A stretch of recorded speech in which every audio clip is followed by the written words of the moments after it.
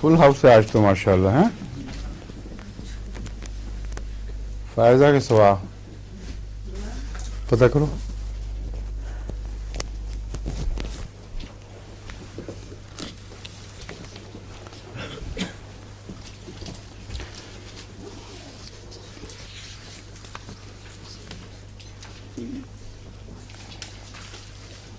منہ کا جو اندرونی حصہ ہے اور گلا وغیرہ یہ سب کچھ، اس کے متعلق ہم دوائیں مختلف پڑھ رہے ہیں جو بیماریوں سے دوا کی طرف کا سفر اس تعلق میں پڑھ رہے ہیں. زبان ہو گئی ہے، دانت ہو گئے ہیں، گلا، ٹانسلز وغیرہ اور ساری کیویٹی عمومی طور پر. اب کانوں کی طرف جو انفیکشن پھیلتی ہے اس کا ذکر اب چلے گا. پھر ہم اندرونی تمام حصے کو کور کر چکے ہوں گے. پھر ہم انشاءاللہ ہونٹوں پر لپس کی طرف آئیں گے. پھر چہرے کا بیرونی حصہ، ناک وغیرہ، آنکھ، یہ اس کے بعد پھر شروع کریں گے. تو اب ہم ایئرس کی یعنی کانوں کی بات کرتے ہیں. کانوں کے تعلق میں ایک وہ بیماری ہے جو انفیکشن سے پیدا ہوتی ہے، پیپ پڑنا، انفلیمیشن ہو جانا، بدبو، اس قسم کی کرونک بیماریاں جو ناک کے مادی حصے پر اثر انداز ہوتی ہیں اور اس کو کھا جاتی ہیں. اس کے نتیجے میں پردے بھی پھٹ جاتے ہیں. اور جو بہرا پن ایسی بیماریوں کے نتیجے میں جسمانی نقصان پہنچا کر پیدا ہو، اس کا پھر علاج مشکل ہے. اس لیے وقت کے اوپر پہلے بیماریاں ٹھیک کر لینی چاہیے، ورنہ جو پردہ کھایا گیا ہو اس کا کوئی علاج نہیں سوائے اس کے کہ ڈاکٹر آپریشن کر کے مصنوعی پردہ لگا دیں. اس لیے دوسری بیماریاں ہیں جو اعصابی تکلیف کی وجہ سے بہرا پن پیدا کرتی ہیں. اور انفیکشن بعض دفعہ ایسی دواؤں میں ہوتی ہے، بعض دفعہ نہیں ہوتی. تو وہ بیماریاں جو اعصابی بہرا پن پیدا کرنے والی ہیں ان کو الگ اپنے ذہن میں اچھی طرح جانشین کر لیں اور مریض کو دیکھتی آپ کو تفریق کرنی چاہیے کہ کس قسم کا مریض ہے. بہرے پن کی علامتیں پھر ایک دوسرے سے ممتاز کرنے والی تقریباً اکثر دواؤں میں ملتی ہیں. بعض دوائیں ایسی ہیں جہاں متفرق عمومی علامتیں بہت سی دواؤں میں اکٹھی نظر آئیں گی. وہاں پھر ٹھہر کر تفریق کرنے کا کام ایک بڑا چیلنج ہے اور اس میں آپ کو عمومی تصویر مددگار ہوگی، ورنہ محض کان کی علامتوں تک توجہ محدود رکھتے ہوئے آپ کے لیے فیصلہ ممکن نہیں رہے گا. اس تمہید کے ساتھ اب میں پھر شروع کرتا ہوں. اور اکثر ہمارا سفر واپسی کا ایکونائٹ کے رستے سے ہوتا ہے، کیونکہ ایکونائٹ ایک ایسی دوا ہے جو آغاز میں بہت ہی مفید ہے. اور ہر وہ تکلیف جو کان کی اچانک آئے اور اس میں تیزی ہو، تھرابنگ ہو، ایکونائٹ کے فوری استعمال سے وہ مرض آگے بڑھنے سے رک سکتا ہے. ضروری نہیں کہ خوف کا جو ایلیمنٹ یعنی خوف کا جز بھی نمایاں طور پر شامل ہو، کیونکہ اگر آپ نے ہر چیز کی تلاش شروع کی تو آغاز میں ہو سکتا ہے کہیں ایک علامت غائب ہو ایکونائٹ کی، کہیں دوسری علامت غائب ہو، تو آپ اس کو استعمال ہی نہیں کر سکیں گے. عموماً یہ یاد رکھیں کہ ایکونائٹ میں اچانک مرض آتا ہے اور شدت ہوتی ہے اس میں اور دھڑکن پائی جاتی ہے، اور اس کے علاوہ مریض کو اگر خوف زیادہ نہیں تو امید بھی اس کو کوئی نہیں پیش. خوف کی جو علامت ہے اس میں مشکل یہ ہے کہ بعض لوگ زیادہ حوصلے کے ہوتے ہیں، بعض لوگ کم حوصلے کے ہوتے ہیں. آپ مریض کو دیکھیں، وہ اندرونی طور پہ اپنی تکلیف کو دوبارہ ہوگا تو آپ خوف کی علامتیں ڈھونڈتے رہیں، وہ بیچارہ بے خوفی میں ہی مر جائے گا، اس کو پتہ ہی نہیں لگے گا کہ اندر خوف تھا.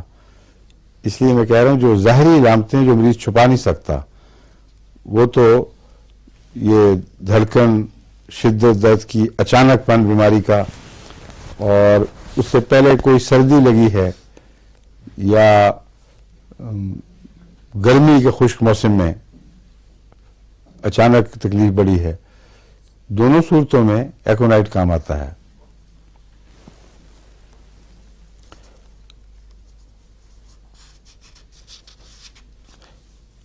اب اس نے ایک ڈاکٹر نے لکھا ہوا ہے The child comes home after being out in the cold north wind and is not sufficiently clad. تو یہ جو ہے کولڈ نارتھ ونڈ یہ امریکہ کے حوالے سے ہے. وہاں خشک ٹھنڈی ہوا جو نارتھ سے چلتی ہے اس کا ذکر کر رہا ہے. تو جب آپ کتابیں پڑھتے ہیں تو اس میں یہ شمال جنوب کی بحثیں میں نہ پڑھا کریں. یہ معلوم کرنا ضروری ہے کہ ڈاکٹر جس علاقے کا ہے وہاں کی شمالی یا جنوبی یا شرقی یا غربی ہواؤں کی تاثیر کیا ہے اس کا وہ ذکر کرنا چاہتا ہے دراصل. تو یہاں ایکونائٹ کے حوالے میں ونڈ کی بحث نہیں ہے بلکہ اچانک خشک سرد ہوا کے چلنے کا ذکر ہے.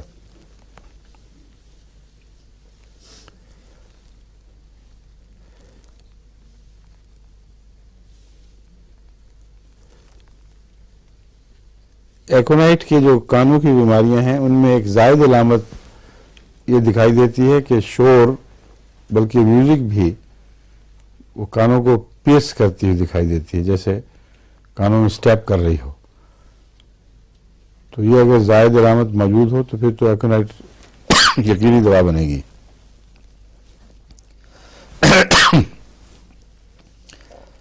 اگیریکس ایک اور دوا ہے مگر اس کا انفیکشن سے تعلق نہیں ہے بلکہ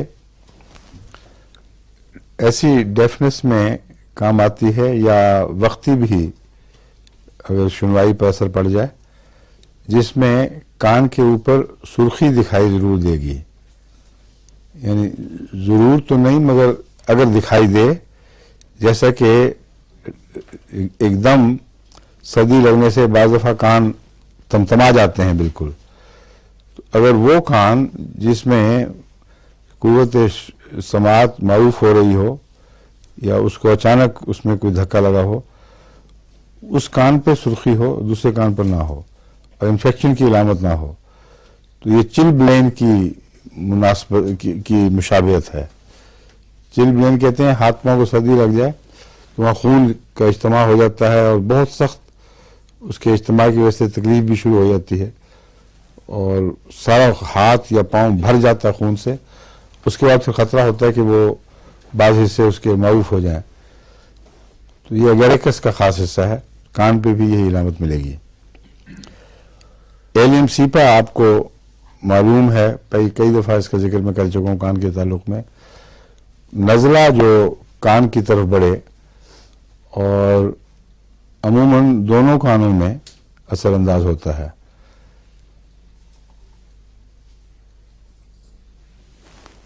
اس کی روک تھام کے لیے ایلیم سیپا بہت اچھی دوا ہے لیکن اگر کانوں کی طرف بڑھنے والے نزلے میں بدمزاجی زیادہ پائی جائے تو ایلیم کی بجائے کیموملا دوا ہوگی اور اگر غیر معمولی نرم مزاجی ہو اور رونے کی طرف رجحان ہو تو پسٹیلا. لیکن ان تین کے علاوہ بھی بہت سی دوائیں ہیں. عمومی طور پر ان تین کا جو ذکر اکٹھے کیا جاتا ہے تو اندرونی نسبتوں کی وجہ سے اندرونی فرق ظاہر کرنے کی وجہ سے کچھ مشابہتیں کچھ فرق مگر یہی تین نہیں ہے جن پر بنا ہو آپ کی. بہت وسیع دائرہ ہے ان دواؤں کا جو کان پر اثر انداز ہوتی ہیں. اس لیے ہر دوا کو غور سے سمجھ کر ذہن نشین کریں کہ کہاں فوری طور پر کون سی دوا کام آ سکتی ہے. کانوں کی تکلیفیں چونکہ کان اور دانت چونکہ بچوں کے معاملے میں اچانک ظاہر ہو کر بے حد پریشان کرتی ہیں اور اکثر یہ رات کو آتی ہیں. اس لیے ماؤں کے لیے ضروری ہے کہ ان دو قسم کی بیماریوں کو ازبر کر لیں اور ان کے فوری علاج کے لیے فوری طور پر نپٹنے کے لیے ان کے پاس وہ دوائیاں بھی موجود رہنی چاہیے جو ایسے موقع پر اکثر کام آتی ہیں. ایلیم سیپا میں بتا چکا ہوں یہ کان کی نالیوں میں سفر کرتا ہے نزلہ اور اس کی وجہ سے وائلنٹ درد شروع ہو جاتی ہے کان کی، اور اس میں رنگنگ کی آوازیں بھی پیدا ہو جاتی ہیں۔ پرسٹیلا ہو چکا ہے، کیمو ملا بتا دیا ہے، اس کے زیادہ علاوہ اور کوئی خاص ایلیم سپا میں کوئی ایسی علامت نہیں۔ امونیم کارب کی کان میں اس وقت ضرورت پڑتی ہے جبکہ کرونک ہو چکی ہو انفلمیشن۔ ایکیوٹ میں تو میں نے کبھی استعمال بھی نہیں کی، نہ اس کا ذکر ملتا ہے کتابوں میں۔ امونیم کارب وہ کان کی انفیکشن جو آ کے ٹھہر جائے اور مستقل ڈسچارج بن جائے، اور وہ ڈسچارج ہمیشہ کاٹنے والا ہو اور دن بدن بہرا ہونے لگے آدمی۔ بس وہ لوگ جن کے بعض کان مثلا بائیں یا دائیں، اس میں ڈائریکشن کی کوئی بحث نہیں، خواہ دایاں ہو خواہ بایاں ہو، اس میں کرونک انفلمیشن اور پس فارمیشن انفیکشن وغیرہ کی وجہ سے آہستہ آہستہ کان بہرا ہو رہا ہو، اور مریض جب کہتا ہے میں اونچا سنتا ہوں، آپ قریب جائیں تو بدبو دھکا دے، کیونکہ اس کی بدبو بڑی خطرناک ہوتی ہے کان کی۔ کئی دفعہ میں اس دھوکے میں آ چکا ہوں، اس لیے میں آپ کو وارن کر رہا ہوں کہ مریض توجہ کھینچ کے کہ بہرا ہوں میں تو چاہیے دونا ہو التفات، یہ شاعری میں تو ہو سکتا ہے، بیماری میں نہیں ہو سکتا۔ جب وہ مریض کہتے ہیں دیکھیں میں میرے کان قریب سے بات کریں، اتنی خطرناک بدبو ہوتی ہے کرونک کان کی کہ ناقابل برداشت ہے، کچھ عرصے کے بعد وہ بدبو ارد گرد پھیل جاتی ہے کمرے میں، لیکن عام طور پر اس کو نہیں پتہ چلتی جو خود بیمار ہے اس بدبو والی بیماری سے۔ تو ایسی چیزوں میں امونیم کارب کو یاد رکھنا، کیلکیریا سلف بھی امونیم کارب کے ساتھ اس کی ایک رقیب دوا ہے جو کرونک کان کی انفیکشن اور بگڑی ہوئی انفیکشن میں کام آتی ہے۔ آرسنک آیوڈائڈ نہ ایمبرا گریسا اب بتاتے ہیں۔ ایمبرا گریسا میں کوئی آرگینک وجہ نہیں موجود ہوتی، لیکن دن بدن قوت شنوائی جواب دے رہی ہے اور آہستہ آہستہ کم ہوتی چلی جا رہی ہے۔ اگر یہ صورتحال ہو تو اس میں غم یا فکر یا بوجھ لمبے عرصے تک چل رہے ہوں تو پھر لازماً ایمبرا گریسا کام آئے گی، ورنہ بغیر انفیکشن کے جو کان رفتہ رفتہ بہرا ہو رہا ہے اس میں چینوپوڈیم چوٹی کی دوا ہے۔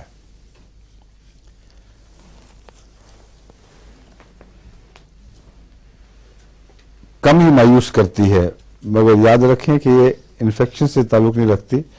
انفیکشن بھی ڈاکٹر بیان کرتے ہیں، میرے تجربے میں تو صرف چینوپوڈیم اس وقت آئی ہے جبکہ رفتہ رفتہ کان کی سنوائی میں کمزوری آ رہی ہو، اور بعض دفعہ ایک کان تقریباً بہرا ہو جاتا ہے، اور اس کو آپ اگر ایک کان ٹھیک کان مثلا دایاں کان اگر ہے وہ ٹھیک ہے تو اس کو انگلی رکھ کے مریض کو کہیں بند کر دے بالکل پوری طرح، پھر وہ اب مجھے جو آواز آ رہی ہے نا میز کی کھٹکنے کی،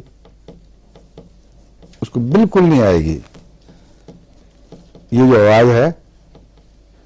ایسا مریض میں پوچھ کے دیکھ چکا ہوں، اور یا پھر اس کو ٹوٹی ٹیسٹ کرائیں اس سے، اس کو کہیں جا کے ایک کان پہ انگلی رکھ کے ٹوٹی کھولو، تو اس کو نہیں پتا ہے ٹوٹی چل پڑی ہے، اس کی جو سرسراہٹ ہے وہ بھی نہیں آتی۔ اور اگر چینوپوڈیم وقت پہ دی جائے تو چند خوراکوں میں چند دن کے اندر اندر آواز واپس آنی شروع ہو جاتی ہے، لیکن شرط یہی ہے کہ انفیکشن کی وجہ سے ڈرم کو نقصان نہ پہنچا ہو، یا اعصابی کمزوری ہو، یا کوئی اور اعصابی وجہ ہے۔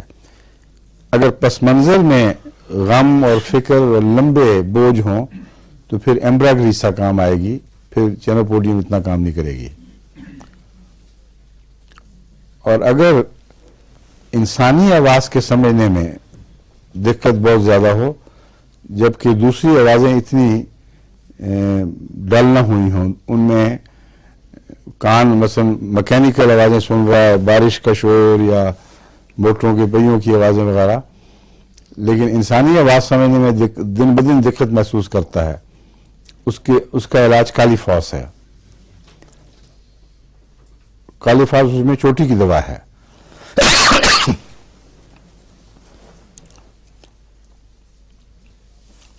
और बेरेटा कार्ब में भी डेफनेस मौजूद है बगैर इन्फेक्शन के, मगर अक्सर इसका ताल्लुक गले की खराबी से है।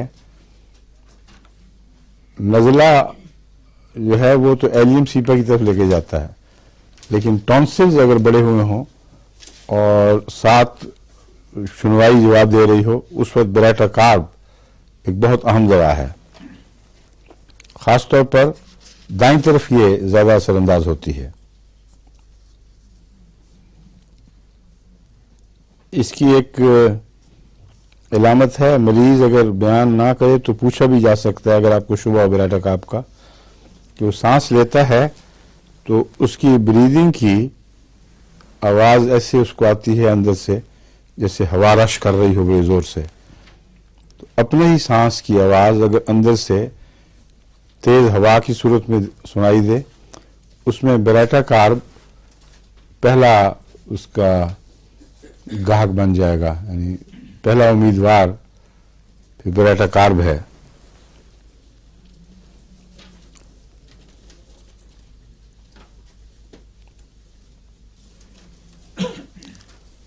आर्सेनिक आयोडाइड का आप ये देखें कि उसमें रिंगिंग, बर्निंग, बजिंग, हर चीज उसमें शामिल है, मगर उसकी दो इलामतें हैं जो खास हैं। पस उसकी भी बदबूदार होती है मगर काटने वाली है, जैसे तेजाबी पस हो, और जमी हुई इतनी नहीं होती जितना वो नीम जमी हुई और नीम बहने वाली, वो जब कान के बाहर आएगी तो सारा हिस्सा वो जला देगी साथ। तो अगर इस किस्म की इन्फेक्शन हो तो आर्सेनिक आयोडाइड का इम्कान है। और आर्सेनिक आयोडाइड का इसलिए इसको जल्दी बर वक्त इस्तेमाल करना ज़रूरी है कि इसके अंदर ये रुझान है कि ये नासूर बना देता है और एक पर्दे को फाड़ कर इसका जो जख्म है वो दूसरी तरफ उतर जाता है। अगर ये ड्रम में ज़्यादा देर रहे, जो वो बीमारी जो आर्सेनिक को चाहती है, तो फिर वो ड्रम खाए जाएंगे, उसमें सुराख हो जाएंगे कई, फिर उसकी रिपेयर बड़ी मुश्किल है। क्योंकि डॉक्टर साहब कर लेते हैं आप रिपेयर? आर्टिफिशियल लगा देते हैं ना पर्दा। हाँ जी, मसनूई लगाते हैं आजकल। ये मामूली ऑपरेशन है? हाँ जी, कोई लंबा चौड़ा नहीं, बाहर से हो जाता है। पैसे कितने लगते हैं ये पता नहीं। नेशनल पे कराते हैं। बैरूनी है जी सर। पूरा ड्रम बनाते हैं आर्टिफिशियल? वो पर्दा सा बना के उसके ऊपर लगा देते हैं। माइक्रोस्कोपिक वैसे वो करते हैं हम सर्जरी, देखना बड़ा, लेकिन इस ऐसे इसमें तो मेजर सर्जरी नहीं जी, ठीक है। नहीं। ये जो मेस्टॉइड वगैरह ये जरा मेजर है, अंदर हो जाएगी। ठीक है। जी सर। लेकिन अक्सर तो मैंने देखा है लोगों के जरा ड्रम ही गले हुए होते हैं, पर्दे गले होते हैं, तो उनको फिर मशवरा दे दिया करें कि डॉक्टर साहब के पास पहुंचो। पैसे लेके जी वो उनको देने पड़ते हैं। क्या नेशनल नहीं, तो मुझसे ठीक। नहीं, आप सवाल ही नहीं, फिक्र न करें। आज बहुत सारे घबरा गए थे, पैसे कितने पता करके रखें, अच्छा अच्छा ताकि लोग जो आते हैं, मैं इसे सीरियसली कह रहा हूँ जी सर। कि लोग जो आते हैं तो कहते हैं हमें कुछ करवा दो, तो इन्फॉर्मेशन लेके रखें कि कौन अच्छे डॉक्टर्स हैं, कहाँ कितना खर्च होता है, ताकि इनको जो जलसे पर भी कहीं आएंगे यूं करके कान सुनने, उनका इलाज हो तो क्या ही बात है। हुजूर, इसलिए मैंने अर्ज की ना कि बहुत से लोग समझते हैं कि वहाँ इलाज मुफ्त है, तो यहाँ पे फिर मुश्किल हो जाती है यहाँ पे, तो इसलिए मैंने अर्ज की थी कि वो नेशनल हेल्थ वाला बड़े खतरनाक लोग हैं। पुराने जमाने में समझते हैं, अब तो मेरे ख्याल कोई नहीं समझता। आते हैं कि वो बाद में बिल भेज देते हैं, फिर मुश्किल हो जाती है उनको। फिर एक दो दफा हुआ हुजूर। नहीं, बाद में नहीं भेजना चाहिए, पहले वसूल करना चाहिए। बिल इसी में अर्ज की थी हुजूर। ठीक है। नहीं, इसकी आप माहिर हैं, इसकी मेरी मदद की कोई जरूरत नहीं। ठीक है।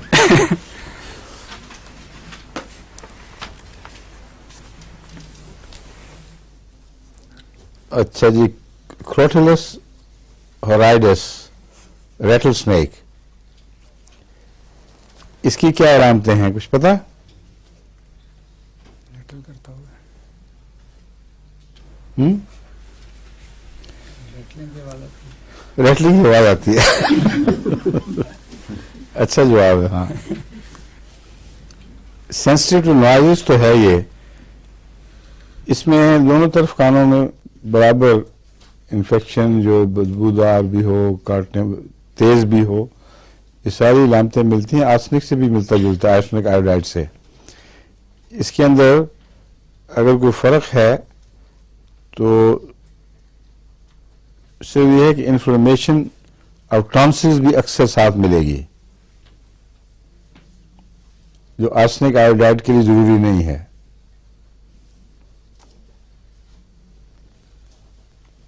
اور بریدنگ کی علامت میں آپ کو بتا چکا ہوں. سوری، وہ تو میں بیٹا کار کی واپس چلا گیا ہوں، کروٹیلس کی بات کر رہا ہوں. غلطی ہو گئی تھی، اس کو کینسل سمجھیں. میری اچانک نظر اوپر کی لائن پہ پڑ گئی تھی، میں نے کہا یہ کیا قصہ، وہاں بھی بیٹا کار والی علامتیں شروع ہوئی ہیں. کروٹیلس میں گلے کی ٹانسل کی ذکر نہیں ہے، میں پہلے کر چکا ہوں. بیٹا کار میں غلطی سے میری نظر اس لائن پر پڑ گئی تھی. Surging in the ears, sensitive to noises. صرف ایک علامت ایسی ہے جس کی وجہ سے شاید آپ اس کو پہچان لیں کہ اس کے جو اندر سے ڈسچارجز ہیں ان میں خون ضرور ہوتا ہے. بس اگر خون میں ڈسچارجز ہوں اور باقی ہر قسم کی تکلیفوں کی علامتیں موجود ہوں اور دوائیں کام نہ کریں تو کروٹیلس دے کے دیکھیں.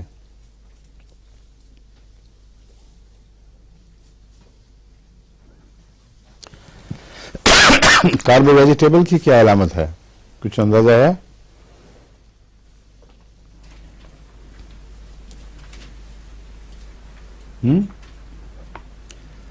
کاربو ویجیٹیبل کاربو ویجیٹیبل کے کان کی خرابیوں میں عموماً چہرے اور اس کے ارد گرد چھالوں والا ایگزیما ضرور ملتا ہے. ضرور نہ صحیح، مگر اگر وہ نظر آئے تو کاربو ویج کی طرف توجہ جانی چاہیے. کاربو ویج میں کان کی بیماری کے ساتھ جلد کے اوپر بھی کچھ ایگزیمیٹس، کچھ چھالوں والے، کچھ یعنی ایسی جیسے جلد کے اوپر سوزش ہو گئی ہے اس کی علامتیں، کہیں کوئی پانی بہہ رہا ہے، کہیں ایگزیما کا شبہ پڑ رہا ہے، ایسے اگر اسی کان کے ارد گرد ہوں علامتیں تو پھر کاربو ویج علاج ہے. اور کاربو اینیمیلس اگر ہو تو اس کا کیا خاص نشان ہے؟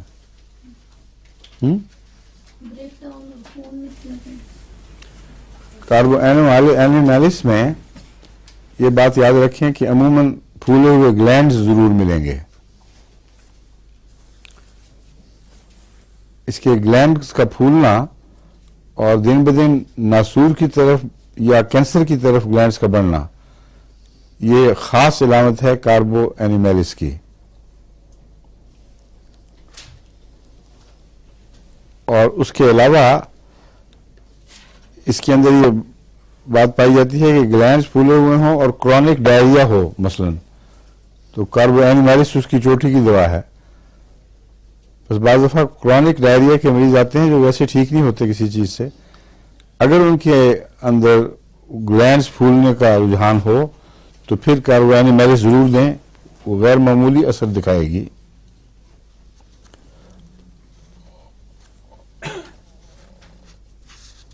اور کاربو اینیمیلس کی علامت، ہاں ایک اس کی بہت اہم علامت یہ ہے کہ آواز کی سمت معلوم نہیں ہوتی. آواز اس طرح سے آ رہی ہے تو ادھر آدمی دیکھے گا، یہ آگے سے آ رہی ہے تو پیچھے مڑے گا. یہ جو سمت کا کنفیوز ہو جانا اور بالکل سمت معین کرنے کی صلاحیت کھوتا جائے انسان، یہ اس کے لیے کاربو اینیمیلس بہت مفید ہے. یہ جو سمت کی بحث ہے اس کے متعلق تو کئی احتمالات ہیں. ایک کان اور دوسرے کان کی سننے کے وقت میں اگر فرق پڑ جائے تو اس سے بھی سمت کی پرابلم پیدا ہو جاتی ہے. اگر آواز یہاں سے اٹھی ہے اور یہ کان آہستہ سن رہا ہے تو اتنے سے فاصلے میں تو آواز تو فوراً پہنچتی ہے, اس کو لمبا 1100 فیٹ پر سیکنڈ چلتی ہے, تو یہ یہاں تک پہنچنا تو اس کے لیے کوئی چیز ہی نہیں. اس طرف سے جو ٹکرا کے آواز آ رہی ہے وہ پہلے پہنچ گئی ہے کان میں, اور دوسری آواز جو ادھر سے آئی ہے ادھر لیٹ ہے اور کچھ مدھم بھی ہو گئی ہوگی, تو انسان اس طرف دیکھے گا یا آگے کی آواز کو پیچھے دیکھے گا یا کسی اور سمت میں دیکھے گا.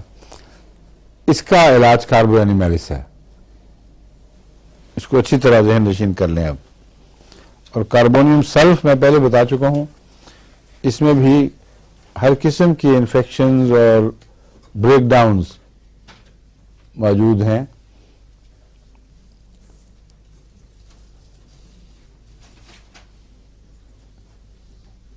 جن کے لیے کوئی امتیازی نشان اس لیے نہیں دیا جا سکتا کہ ہر چیز ہے اس میں. ایمونیم کارب کی طرح میں نے بتایا تھا نا, اگر پرانی بیماری ہو اور بدبودار پسز ہر قسم کی ہوں تو کاربونیم سلف بھی اس میں ایک اہم دوا ہے. کاسٹیکم کی کیا پہچان کریں گے آپ, کس طرح کریں گے, کوئی اندازہ ہے؟ موسم سے کیا خشک سرد موسم کی ہوا یا اور فالجی کیفیت, کیا؟ ہاں بولیں. فالجی کیفیت میں فالج سے ہوگا. کس طرح پتہ چلے گا آپ کو فالج ہو گیا؟ کتابوں میں جو لکھا ہوا ہے آپ نے واپس جانا دوائی کی طرف. کان کی بیماریوں میں کوئی ایسا فالج تو ہے ہی نہیں جس میں عضلات کی حرکت کی کمی کی وجہ سے نظر آ سکے فالج. بہراپن تو بہت سی دواؤں میں ہے. گلے کی خرابی سے ہاں ایک یہ بھی ہے, ٹھیک ہے. اور ایک دم بول کیا نہیں کیا ہو گیا؟ غلط بات ذہن میں آئی. پھر بھی غلط بات کیا تھی؟ میں نے کہنے لگی تھی کہ آواز بند ہو جائے گی گلے میں. میں جو بھی علامتیں ہیں اس میں اکٹھی کی ہیں وہ اجتماعی طور پر تو کوئی تصویر کھینچ سکتی ہیں, ورنہ محض ایک کان کے مریض کے آنے کے نتیجے میں آپ کو کاسٹکم کا خیال آنا مشکل ہے. میرے نزدیک اس کے اگر پہنچنا ہے تو یہ دیکھنا پڑے گا کہ کاسٹکم کے مریض کو اگر پچھلے چند دنوں میں ٹھنڈ لگی ہو اور گلا متاثر ہوا ہو اور گلا پھولا ہو یا نزلہ ہوا ہو اور اس کے بعد رفتہ رفتہ اس میں کمی آئے سنوائی میں, تو پھر اس کان کی دوسری تکلیفوں کے لیے بھی کاسٹکم مفید ہوگا. اور اس میں رورنگ بزنگ ساؤنڈ ہر قسم کی موجود ہوتی ہیں, اس لیے آوازوں کے ذریعے نہیں پہچانیں گے, مگر یہ جو اس کا ماحول ہے جس طرح بیماری بنی ہے اس کے ذریعے پہچانا جا سکتا ہے, ورنہ نہیں.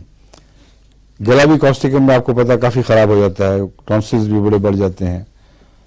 تو تمام دواؤں سے کنفیوز رہے گا سوائے اس کے جو میں نے آپ کو طریقہ بتایا ہے کہ اگر وہ آپ کو بتائے کوئی مریض, پوچھیں کب ہوا تھا تو کہے کہ یہ جو سردی کی لہر آئی ہے, یا آپ پوچھ لیں تو آپ کو پتا ہو اس کے بعد شروع ہوا ہے, اور آپ کو ایک دم کان میں سنائی دینا بند ہوا تھا یا غیر معمولی انفلمیشن ہوئی تھی, وہ کہے گا نہیں, کیونکہ غیر معمولی انفلمیشن اگر ہوئی ہو تو وہ اس میں کاسٹکم نہیں ہے دوا, بلکہ ایکونائٹ ٹائپ کی دوائیں کام آئیں گی. اور سنوائی میں آہستہ آہستہ اثر ہوا ہے اور دن بدن وہ پھر کمزور گر رہی ہے, اور اس کے باوجود رورنگ کی آوازیں اور نوائزز بھی آتے ہیں. تو اس صورت میں کاسٹکم کے کام کرنے کا ایک امکان موجود ہے. لیکن قطعیت کے ساتھ اس کو دوسری دواؤں سے جدا کرنا مشکل ہے.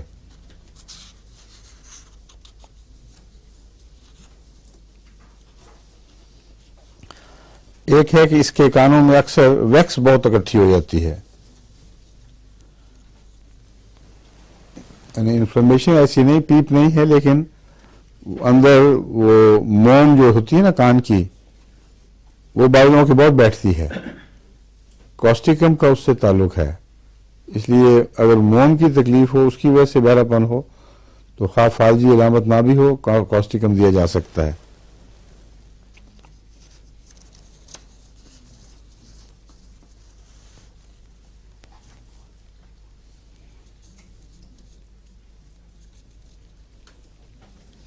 کاربو مائلس کے متعلق میں نے آپ کو کہا تھا کرونک ڈائریاز میں بھی کام آتی ہے اگر گلینڈولر بیماریوں کا رجحان ہو. ایک اور دوا ہے جو اس میں خاص شہرت رکھتی ہے اور وہ کان کی بھی بہت اچھی دوا ہے. اس کا نام یاد ہے کسی کو؟ سسٹس. سسٹس کو نسبتاً مائلڈ کیلکیریا کارب بھی کہا جا سکتا ہے، کیونکہ سسٹس میں کیلکیریا کارب کی علامتیں بھی بہت سی پائی جاتی ہیں، لیکن اس کا اپنا ایک امتیازی کردار ہے جس کی وجہ سے یہ نہیں کہ آپ اس کی بجائے کیلکیریا کارب دے دیں تو کام آئے گی. سسٹس کی ضرورت ہے، وہاں سسٹس ہی کام آئے گی. اس میں بھی میں نے بتایا ڈائریا کرونک ہو جائے اور کانوں کی تکلیف میں ایرپشن اس میں بھی ضروری ہے.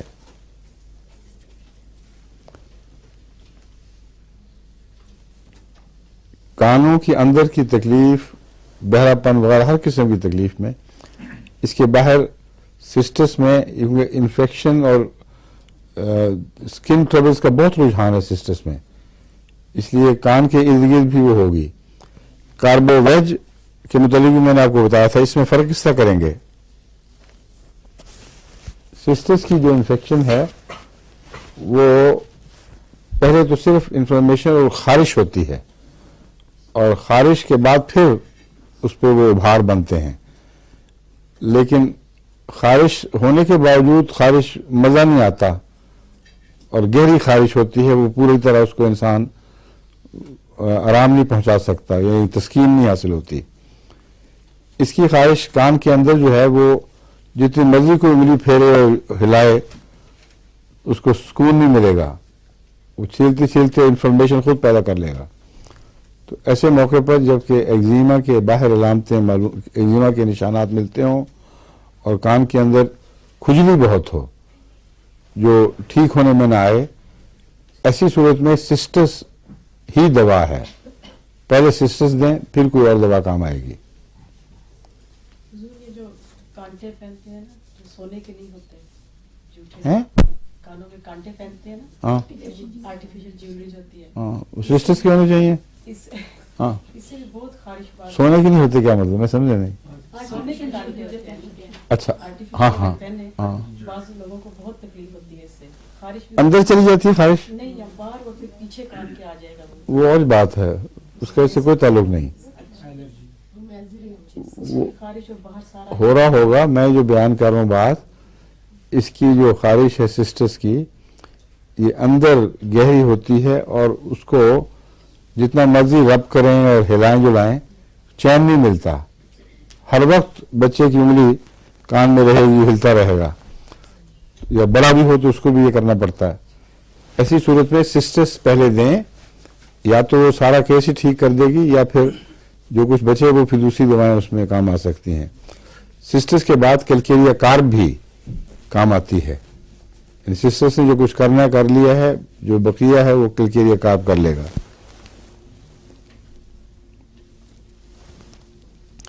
کافیا کا پتہ ہے آپ کو کیا ہوتی ہے؟ کی وجہ سے لائی دیتی ہوں. ٹھیک ہے. اور پیمانے کا کنسیڈر ہے.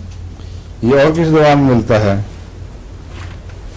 دور کی گھنٹیاں سنائی دے رہی ہیں، اوپیم میں ہے، اور چائنا اور نقش میں بھی ہے.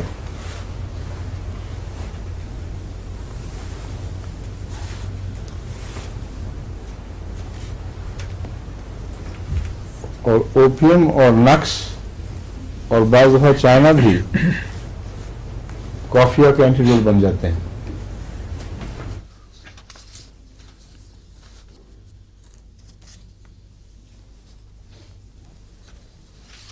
چینی آرس کی کیا علامت ہے؟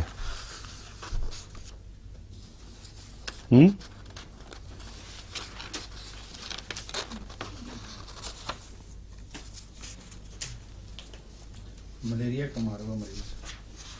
اور سارا نظام ہی خراب ہوا ہوتا ہے. سارا نظام اس کو خراب ہوا ہوتا ہے. چینی آرس کو کان میں کہاں استعمال کریں گے آپ؟ کیوں کریں گے؟ سردی تکلیف ہم؟ سردی تو ملیریا کا اثر کانوں پہ پڑ جائے. بخار کے بعد اگر کمزوری ہو جائے. چینی آرس کا ایک مکمل مریض ہے جس کو میں بتا چکا ہوں آپ کو. اس کا خون کا نظام ختم ہو چکا ہوتا ہے، چہرہ پیل، ڈڈو کے پیٹ کی کھال کی طرح، اور پھول بھی جاتے ہے، چہرے پہ پھلاوٹ بھی ہے اور ہڈیوں پہ گوشت بھی نہیں ہے، دن بدن کم ہو رہا ہے. صرف پیٹ پہ تھوڑی سی تھیلی رہتی ہے ایک بس، اور سارا جسم جواب دے جاتا ہے. یوں لگتا ہے کہ کچھ ہضم ہی نہیں ہوگا کبھی. معمولی سی چیز کھائے تو اس کا پیٹ خراب ہو جاتا ہے. ایسی صورت میں چینی آرس پہلے دے کر جب تک اس کا بریک ڈاؤن ٹھیک نہیں کریں گے سارے نظام کا، اس کو کوئی دوسری دوا بھی نہ کان میں تکلیف دے گی نہ فائدہ دے گی نہ آنکھ میں. تو کان کا مریض اگر چینی آرس کی شکل رکھتا ہو تو اس کو سب سے پہلے چینی آرس دینی چاہیے اور لمبے عرصے تک دینی چاہیے. پھر درمیان میں کان کی اگر تکلیف مزید کچھ اور دواؤں کا مطالبہ کرے تو وہ دیں بے شک، لیکن بلڈ کرنا ضروری ہے ایسے مریض کا چینی آرس. میرے پاس ایک کیس تھا چینی آرس کا جس کو کم سے کم 1 سال لگا چینی آرس کے چکر سے باہر آنے میں. مسلسل اس کو کھلائی ہے تو رفتہ رفتہ وہ بالکل اور چیز بن گیا ہے، کھانا بھی کھانے لگے، نارمل ہو گیا ہے. اس لیے چینی آرس آہستہ اثر کرنے والی دوا ہے. لمبی بیماریوں کے اثر میں تمام نظام زندگی درہم برہم ہو چکا ہو، اس میں چینی آرس چھوٹی کی دوا ہے. اور کان میں بھی فوری فائدے کی بجائے چینی آرس اس کے انفیکشن کا مستقل معین علاج ہے، مگر وقت لے گی. سمجھ گئے؟ یعنی محض کان کے لیے اس کو تجویز کرنا مناسب نہیں جب تک اس کی ساری علامتیں نہ پائی جائیں.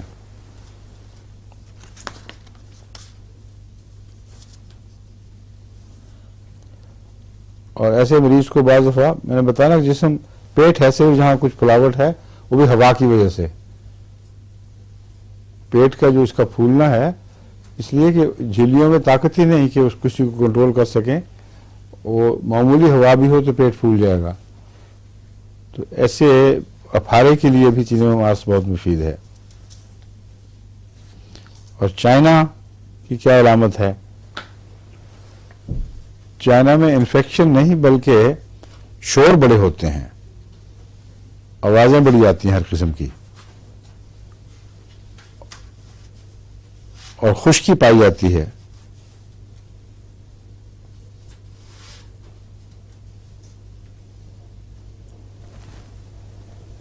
ٹھیک ہے.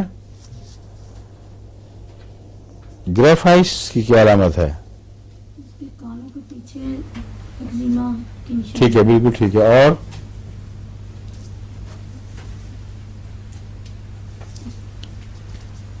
کان کا بیرونی حصہ بھی سوج جاتا ہے اور اس کے پیچھے جو حصہ ہے اس میں انفیکشن جس میں سے چپچپا مادہ نکلتا ہے. یہ ٹپیکل گریفائٹس کی علامت ہے. ایسی صورت میں اندرونی تکلیف بھی دور ہو سکتی ہے جو بہرا پن بھی ہوتا ہے اس میں. یعنی وہ بہرا پن جو ایگزیمے کی قسم کی بیماریوں کے نتیجے میں پیدا ہو، اس کا یہ اچھا علاج ہے. گائکم بھی کان کی تکلیفوں میں مفید ہے. یعنی جب ہیئرنگ یعنی قوت سنوائی پر اثر انداز ہو رہا اثر ہو. اب اس کی پہچان کیا ہے گائکم کی؟ और आप बताएं, इनको आ रही है बात की? हाँ हुमायूं? मैंने कहा इंसान गाउटी मरीज होगा, गाउट। हाँ, गाउट होना जरूरी नहीं है, मगर एक उसकी आदत होना जरूरी है। जो कानों में स्टिफनेस, गायकम के कानों का हमला, अगर आवाज बंद हुई है तो दर्द जरूर होगा उसमें, और दर्द इन्फेक्शन वाला नहीं होगा, दर्द गाउटी होता है और ये अचानक जाहिर होगा और फिर दूर होगा। तो हो सकता है दूर होने के बाद पाँव में या किसी और हिस्से में गाउट हो जाए, लेकिन पहले गाउट दिखाई देना जरूरी नहीं है। ऐसा मरीज जिसके गाउटी रुझानात हों, उसका जब कान पर हमला होगा तो जरूरी नहीं कि पहले कहीं गांठ और हो और फिर इधर मुंतकिल हो। यहां जब ठीक होता है तो फिर इम्कान है, इस बात का एहतमाल है कि जिस्म के दूसरे हिस्से पर गाउट जाहिर हो। उस सूरत में दवा बदलनी नहीं है, बल्कि गायकन ही जारी रखें। ये अल्लाह ताला के फजल से अगर कान में मुफीद है तो जिस्म के हर दूसरे उज़्व में भी मुफीद होगी। हेपेसल्फ की क्या अलामत है? इन्फेक्शन होगी और दर्द। हेपेसल्फ जो है उसकी तो अलामत देखने की जरूरत ही कोई नहीं। इतनी दफा आप सुन चुके हैं सारे कि अजबर है, और बगैर बताए हेपेसल्फ का कोई मरीज आपके दिमाग में हेपेसल्फ निकल आएगी। सिलिशिया से इसका ताल्लुक है, इसका मरकरी से ताल्लुक है, सल्फर से ताल्लुक है, सोराइनम से ताल्लुक है। बीच में एक बहुत ही मुफीद दवा है, जब दूसरी दवाएं इन्फेक्शन की काम ना कर रही हों तो हेपेसल्फ कुछ न कुछ असर जरूर दिखाती है, ये मायूस नहीं करती। और गहरे जो अमराज हैं, फेफड़ों से ताल्लुक रखने वाले, इनसे जिगर से, तिल्ली से, अंतड़ियों से, कानों की इन्फेक्शन, गले की पुरानी बीमारियां, इन सब में हेपेसल्फ आपके काम आ सकती है, जबकि आपको कुछ पता ना चले क्या करना है। अब 2-3 दफा मरीज दिखाता है, मुझे तजुर्बा है इसका, मरीज देख के ये दवा दी, ये नहीं काम की, दूसरी दी, तीसरी दी, और उसके बाद कंफ्यूजन, हाथ पांव बढ़ जाते हैं। फिर फोन होते हैं, बताओ जब क्या करें और क्या कर सकते हैं, ये भी दे दिया, वो भी दे दिया। ऐसी सूरत में इन्फेक्शन को कंट्रोल करने के लिए और इलामतों की शिद्दत को कम करने के लिए हेपेसल्फ बहुत अच्छी दवा है। समझ गए? हाइड्रेस्टिस भी बहुत मुफीद दवा है, मगर इसकी वो आम इलामतें जो हैं वो बिल्कुल वाज़ेह हैं। मुंह में कड़वाहट भी होगी और लेसदार थूक भी होगा। जिगर इसमें जरूर मुतासर होता है। अगर जिगर के मुकाम पर भी दर्द मौजूद हो तो गले की तकलीफों में भी और कान की तकलीफों में भी हाइड्रेस्टिस मुफीद होगी।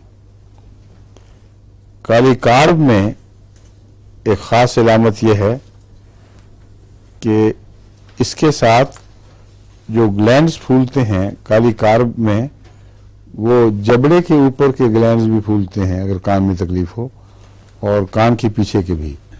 तो नॉट्स पड़ती हैं जो सिर्फ कान के पीछे नहीं बल्कि जबड़े के ऊपर भी नॉट्स पड़ जाती हैं।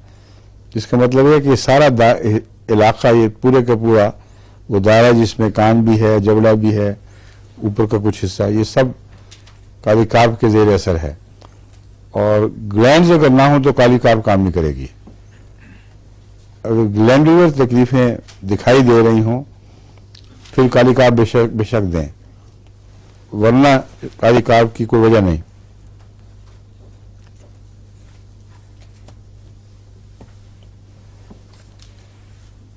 और कालीफॉस की क्या अलामतें बताई आपको? एक ही बताइए, अभी तक सिर्फ एक बताइए, क्या थी वो? ह्यूमन वायरसेस को पहचान मुश्किल है। इसमें कोई और दवा भी है जो काम आ सकती हो? कोफिया में नहीं, चेनोपोडियम नहीं, चिनोपोडियम। सोनोपोडियम हाँ जी, इसमें लड़कियों की आवाज सुनाई देती है, मर्दों की नहीं सुनाई देती। वो नहीं, इसमें इन चीजों में फर्क है। चेनोपोडियम की अलामत यह है कि साउंड की जो स्पेक्ट्रम्स हैं आवाज के, उसमें से बाज सुनाई देते हैं, बाज नहीं देते। मसलन पिच वाली हाई पिच की आवाज जो है वो सुनाई देगी, लो पिच की नहीं देगी। मगर मैं जो अब बात कर रहा हूं ये मुख्तलिफ है। काली फॉस में ये बात है कि इंसानी आवाज खा किसी पिच की भी हो उसको समझने में दिक्कत है, और बैरूनी आवाजें दूसरी जितनी हैं उनको समझने में दिक्कत नहीं है, उनको इंसान सुन सकता है, मालूम कर लेता है। ये काली फास की बहुत अहम अलामत है जो फास्फोरस में भी पाई जाती है। इसलिए अगर काली फास की अलामतें ना हों और फास्फोरस की दूसरी अलामतें मौजूद हों तो फिर फास्फोरस दें। अगर फास्फोरस की नुमाया अलामतें अपनी तरफ ना खींचें तो फिर काली फॉस दे दें। ठीक है। और लाइकोपोडियम की भी कोई अलामत याद है? मीठा खाने का रोग है, मीठे से खाने में तकलीफ है। फिर तो हर एक को आप लाइकोपोडियम देंगे। राइट यहाँ इस वर्ग में तो हम अक्सर मीठे खाने वाले देते हैं। दाएं तरफ, दाया कान मिला बस है ये। और बाकी दवाइयाँ फेल हो जाए तो फिर ये सॉरी, एक चीज इसकी ऐसी है जो आपको इसमें भी और बाकी और दवाओं में भी मिलती है। कान की तकलीफ, जबकि डोर स्लैम करना और ऊंची आवाज, ये सारे तबीयत को दबा दें यहां तक कि बेहोशी का भी रुझान हो जाए। कान की तकलीफों में दाएं तरफ भी हो बेशक, लेकिन यहां लाइकोपोडियम दाईं तरफ से नहीं पहचाना जाता, लाइकोपोडियम असाबी वजूहात से पहचाना जाता है। इसमें आवाजें मरीज को फेंट कर देती हैं, और फेंट करने में और भी बाज़ दवाएं हैं जो इसके साथ शरीक हैं, नेटमोर, बोरेक्स और एंटीमोनियम क्रूड। इन 4 दवाओं के अंदर ये अजीब अलामत है कि अगर कान का मरीज हो और उसकी कुव्वत सुनवाई की कुव्वत, उसकी कुव्वत सामिया मुतासर हो चुकी हो, तो फिर अगर उसमें ये रुझान है कि जरा सा शोर और वो बेहोश होने वाला हो, फेंट करने का रुझान रखता हो, तो ये 4 दवाएं हैं, लाइकोपोडियम, एंटीमोनियम क्रूड और नेट्रोमोर। बोरेक्स और नेट्रोमोर तो एक ही तरह की 2 दवाएं हैं, इनका आपस में गहरा ताल्लुक है। इसलिए बोरेक्स याद है तो नेट्रोमोर भी खुद ब खुद याद होना चाहिए। ठीक है। एंटीमोनियम क्रूड एक अलग है इनमें। लाइकोपोडियम तो हम पढ़ ही रहे हैं, मगर एंटीमोनियम क्रूड की बाकी इलामतों में कोई मुशाबहत नहीं इन चीज़ों में। लेकिन ये अजीब बात है कि एंटीमोनियम क्रूड में भी कान की तकलीफ के साथ फेंटिंग का रुझान पाया जाता है। मेडोराइनम की क्या खास इलामत है? मेडोराइनम की एक ऐसी इलामत है जो दूसरी बहरेपन की बीमारियों में आपको शाजी कहीं मिले। लाइकोपोडियम मेडोराइनम का मरीज बाज़ दफा कुल्लियतन बहरा हो जाता है। दोनों कान, अव्वल तो दोनों कान मारूफ होते हैं, एक नहीं होता, और मारूफ होते होते जब वो बिल्कुल जवाब दे जाएं तो आप ना भी बोल रहे हो तो उसको आवाजें आती हैं। यानी मरीज कहता है क्यों, क्या बात की आपने, अब तुम करके बैठे हो, डॉक्टर कहते मेरे खिलाफ तो नहीं बात कर रहे कोई आप, और आप जवाब देंगे तो कुछ सुनेंगे नहीं, क्या कहते हो तुम, और वो आवाज आती है। तो ये ऐसी अजीब अलामत है लाइकोपोडियम की, मेडोराइनम की, कि इसको आपको भूलना नहीं अब चाहिए। जहां बगैर बात के मरीज बातें सुने और बात ना सुने, वो किसका मरीज है? मेडोराइनम का। और मरकरी की क्या अलामत है?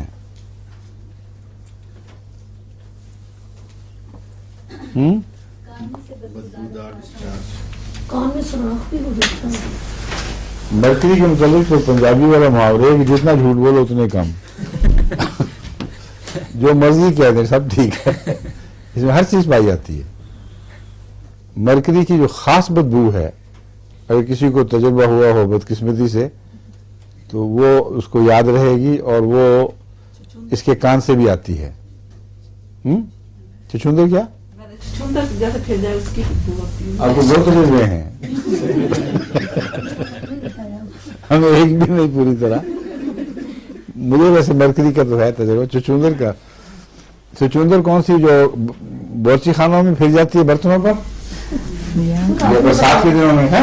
आपने बताया था। हाँ हाँ, वही उसकी बात कर रहे हैं। वो बड़ी खबीस चीज है, मगर वो इस मरकरी से नहीं मिलती, वो अलग है। या कीट का आपने वो बहुत ही जलील बदबू है। वो सारे बोर्ची खाने और कादियान के जमाने की बात है। वहाँ साथ हमारे हिंदुओं के घर थे जहाँ जखीरे वगैरह भी हुआ करते थे गंदम के, उस तरफ से चुचुंदरें आया करती थी। और वो अगर बोर्ची खाने में फिर जाए रात को तो सुबह जाएं तो इतनी गंदी कच्ची बू आती है कि नाकाले बर्दाश्त, जब तक उसको अच्छी तरह सफाई करके स्प्रे न करें उस वक्त तक अंदर नहीं जा सकता था आदमी। बाज़ दफ़ा बरसात से भी चुचुंदर से मिलती जुलती बदबू पैदा हो जाती है। यहाँ हमारे मुल्क में जो औरतें हैं कपड़े डाल देती हैं मशीन में और फिर निकालना भूल जाती हैं, 2-3 दिन के बाद जो निकालती हैं उनके कपड़े में चुचुंदर की बू आती है। निहायत खबीस किस्म की चीज है, समझे? मगर मरकरी अलग है, उसका अपना एक खास कमाल है। नेक्ट्रम फॉस, ये बताएं, इसकी तो अलामत मिलनी चाहिए आपको।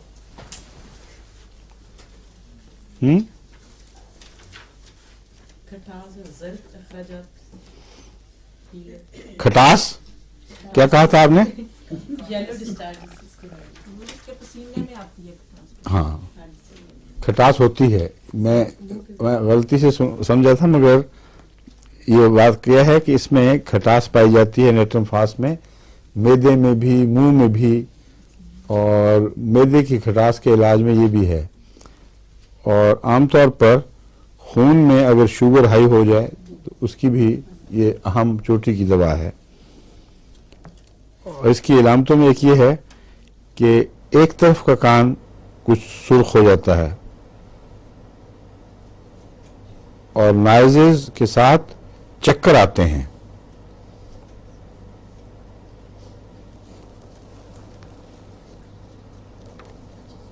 हियरिंग तेज भी हो जाती है इसमें, हल्की भी, और कुल्लियतन गायब भी हो जाती है, मगर मुस्तकिल नहीं, कुछ अरसे के लिए जब तक इन्फेक्शन मौजूद है। तो नेट्रम फास अपनी समूमी इलामत से पहचाना जाएगा। एक खट्टी दवा है जो मैदे के एसिड ज़्यादा क्रिएट कर देती है और कानों में हर किस्म की आवाज़ें भी, और साथ चक्कर का रुझान हो अगर, और कानों के एक तरफ अगर सुर्खी दिखाई दे जो बाहर की है लेकिन एगेरिकस जैसी नहीं है। एगेरिकस की सुर्खी तो ऐसी है जैसे बर्फ में हाथ रख दिया जाए वो फूल जाता है, और कुछ सुर्खी होती है जो फ्लशिंग है सिर्फ। ये जो सुर्खी मैं बता रहा हूं ये फ्लशिंग है, जैसे मिर्च खाने से सुर्खी ऊपर आ जाती है। और फास्फोरस की क्या पहचान है?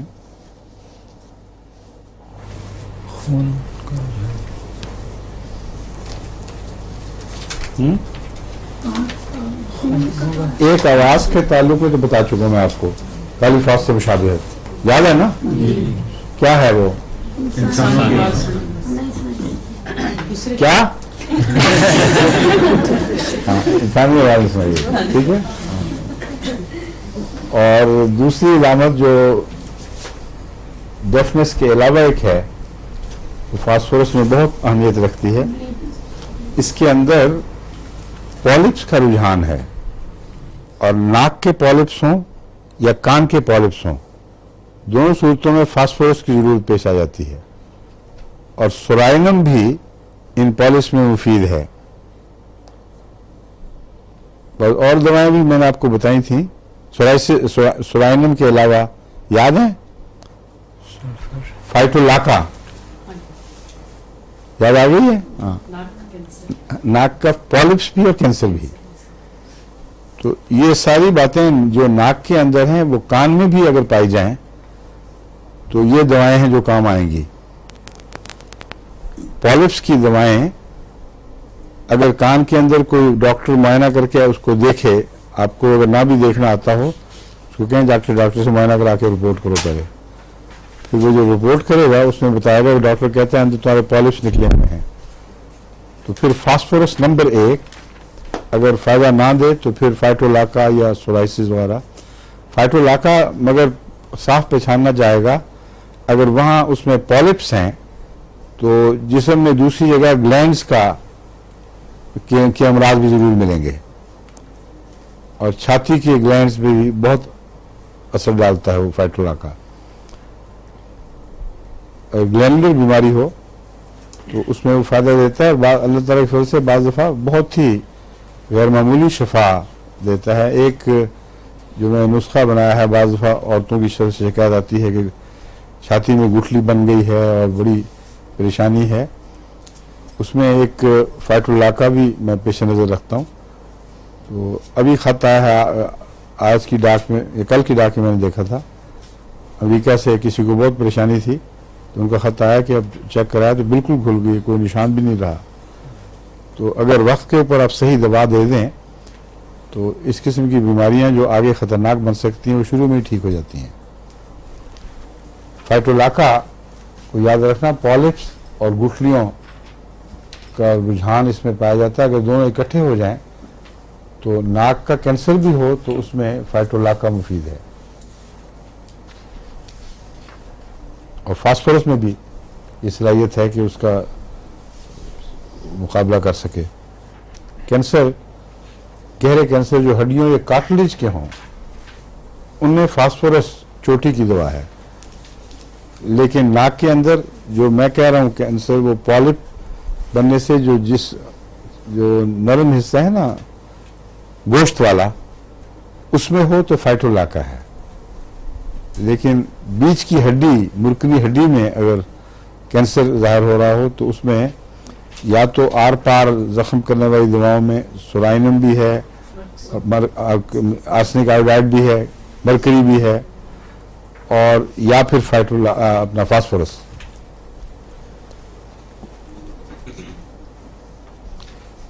سیپیا کی علامت کیا ہے؟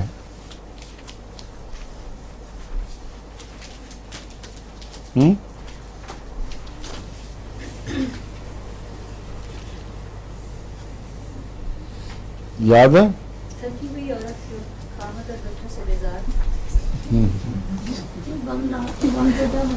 اور اگر شادی نہ ہوتی ہے پھر تو بچے بھی نہیں ہوں گے, پھر کس پہ بلیم ڈالیں گے آپ؟ کوئی آئے جس کے خاوند ہو, بچے ہوں یا بہن بھائی ہوں یا ماں باپ ہوں, کوئی نہ کوئی ہو, اس کو آپ سیپیا دیں گے. یہ نتیجہ نکال رہی ہیں. سیپیا کا اتنا یاد رکھیں کہ اچھی بھلی خوش اخلاق زود حس عورت اگر کچھ عرصے کے بعد تھک کر جواب دے گئی ہو, خواہ بیماریوں کی دیکھ بھال کی وجہ سے یا اور ذہنی بوجھوں کی وجہ سے, ایسی صورت میں جو مریض بنے گا وہ اپنے تعلق والوں سے بھی کچھ بحث ہو جائے گا. وہ اس کو سیپیا کی چوٹی کی نشانی ہے, اور ایسے مریضوں میں سیپیا اس کی ہر قسم کی جسمانی تکلیفوں میں مفید ثابت ہو سکتی ہے. اس میں پھر زیادہ بحثوں کی ضرورت نہیں. سیپیا کا مریض ہو مزاجن تو سیپیا ہر تکلیف میں کام آتی ہے. کینسر تک بھی مفید ہے, کینسر تک میں بھی مفید ہے. جگر کی چوٹی کی دوا ہے. اس کی ایک ایسی علامت بیان کی جاتی ہے جو یہاں جس طرح پرندے کے پر لگا دیے گئے ہوں, سیاہی کے داغ ناک سے اتر کے دونوں طرف جاتے ہیں, اور محض اس علامت پر اکثر ناکام رہتی ہے. اور اکثر ڈاکٹر جو اس علامت کو دیکھ کے دیے چلے جاتے ہیں وہ ساری عمر بیچاری اسی طرح رہتی ہیں, عورتیں جن پہ چھائیاں پڑی ہیں چہرے پہ, کیونکہ سیپیا کی مریضہ نہیں ہوتی. اگر سیپیا کا مریض نہ ہو اور یہ علامت ہو تو ڈاکٹر صاحب کیا دوائی دیں گے پھر آپ اس پہ؟ کان ناک کے اوپر سسٹس صاحب ویل ڈن, ماشاء اللہ. ڈاکٹر بشار زندہ باد. کسی کو یاد نہیں آیا آپ کو؟ सिस्टर्स को इस मामले में कभी ना भूलें। बहुत कम लोग सिस्टर्स से इसमें फायदा उठाते हैं, हालांकि सिस्टर जरूरी है। वो आम चेहरे के ऊपर निशान जो गले के एक तरफ से पड़कर कान नाक के ऊपर से होकर दूसरी तरफ उतर जाते हैं, जैसे आंख ऐनक नीचे रखी जाए ना तो यहाँ ठहरती है, वहां निशान पड़ता है वो ब्राउनिश, और वो काफी बुरा लगता है औरतों को खास तौर पर। तो उसको सिस्टर्स से ठीक करने की कोशिश करें अगर सीपिया की मरीजा ना हो, और उमूमन सिस्टर्स उसमें अच्छा असर दिखाएगी। ठीक है? हुजूर ये सुर्खी होती है, ब्राउनिश टिंज ब्राउनिश सुर्खी नहीं। नहीं, वो जैसे कुछ हिस्सा सनबर्न हो गया हो, इतना सा निशान, अगर बाकी जगह कपड़ा डाल के इतना सा हिस्सा छोड़ दें तो धूप में एक्सपोजर देंगे तो जो निशान पड़ेगा वही निशान होता है, और फिर वो कुछ फैलता जाता है नीचे की तरफ, कल्लों की तरफ। नाक से ऊपर से शुरू होता है या दाईं तरफ से, दोनों तरफ से, और यूं फैलता जाता है।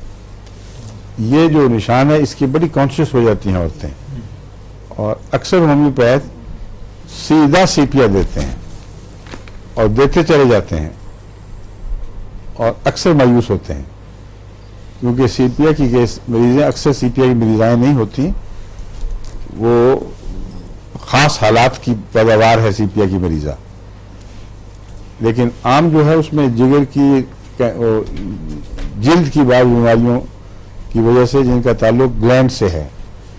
असल में सिस्टस काम इसलिए करती है कि सिस्टस का ताल्लुक जो कुलाह गुर्दा है उससे भी है और लिवर से भी है, और ये जो स्किन के ऊपर रंग बदलते हैं ये अमूमन कुलाह गुर्दा या लिवर की खराबियों से बनते हैं।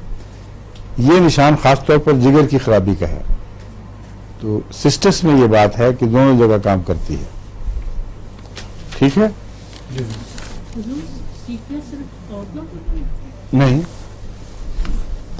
वो मर्द जिनके मिजाज वो हों जो मैंने बयान किए हैं, बजाय इसके कि मर्द औरतों के पट्टे तोड़ें, अगर औरतों ने मर्दों के तोड़ दिए हों तो उनको सीपिया दें। टोरेंटुला हिस्पानिया, अच्छा, पता क्या है? मकड़ा तो है, तकलीफ क्या होगी?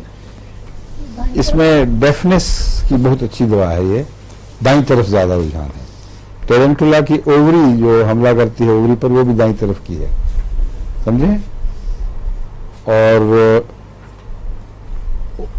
टोरेंटुला को जो यूट्रस की सुराही है उसमें भी याद रखना चाहिए, उसके कैंसर तक में भी मुफीद है। अगर बर वक्त इस्तेमाल की जाए तो आगे फिर वो खतरा पैदा नहीं होता। इन दो बातों में दाईं तरफ के असरअंदाज होने और यूट्रस की गहरी बीमारियों में, कैंसर वगैरह में, इसकी इलामत किससे मिलती है टोरेंटुला की? एक दवाई में पहले पढ़ के सुना चुका हूँ आपको। That's right. बस मैं कर शायद साहब सिर्फ आप ही नहीं हैं, यहाँ और भी हैं, बर वक्त याद रखें, माशाअल्लाह। हाँ, कार्बो एनिमेलिस और टोरेंटुला को हमेशा बांध के रखें, दोनों एक दूसरे से मुशाबे दवाएं हैं और वक्त खत्म हो गया। ठीक है? कल डॉक्टर साहब नाक हैं, मुंह ना होंठ और चेहरा, ठीक है?